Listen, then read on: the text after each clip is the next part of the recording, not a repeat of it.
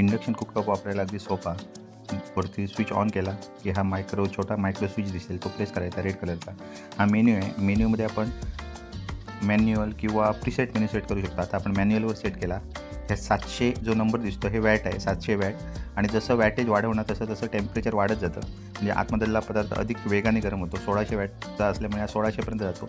किंवा ह्याला लो पण करू शकतो, 500, 400, 300पर्यंत पण आणू शकतो. मग कमी, आता ह्याच्यामध्ये पाणी पण तापत चाललं आहे हळूहळू. पण भांडं सहजच आपण हाताने पण उचलू शकतो. आणि ह्याचा भांडं बाजूचं गरम होणार नाही, आतमधला पदार्थच गरम होतो.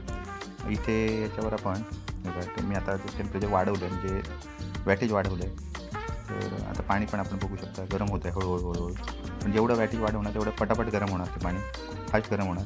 पाणी उकळायला लागलं आहे. आणि इथे हे प्रीसेट मेन्यू आहे. याच्यावर आपण करी, दाल किंवा राईस किंवा मिल्क हे प्रत्येक जसे पदार्थ असतील तसं आपण तो मेनू सेट करू शकतो. अगदी सोपा आहे वापरायला. शॉकची बिलकुल वगैरे भीती नाही आहे. शिवाय आपण याच्यावर घरातील व्होल्टेज किती आणि आपण आपल्यासाठी ह्या युनिट किती खर्च झाले हे पण या इंडक्शनवर पाहू शकतो. शिवाय या इंडक्शनला 3 वर्षाची इंडक्शन कॉईल वॉरंटी देखील आहे. आणि फक्त ₹699च्या डाऊन पेमेंटवर हा उपलब्ध आहे RK इलेक्ट्रॉनिक्स इथे. पाणी अगदी गरम झालं आहे.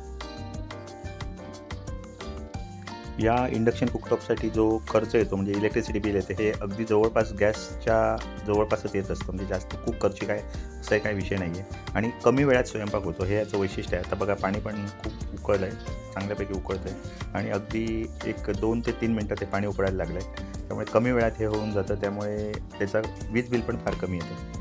तर असा हा जर इंडक्शन पाहिजे असेल तर RK इलेक्ट्रॉनिक्सचा नंबर स्क्रीनवर दिलेला आहे, आपण नक्की कॉल करू शकता. धन्यवाद. आणि व्हिडिओ आवडला असेल तर लाईक नक्की करा आणि सबस्क्राईब देखील करा आमचं चॅनल. धन्यवाद.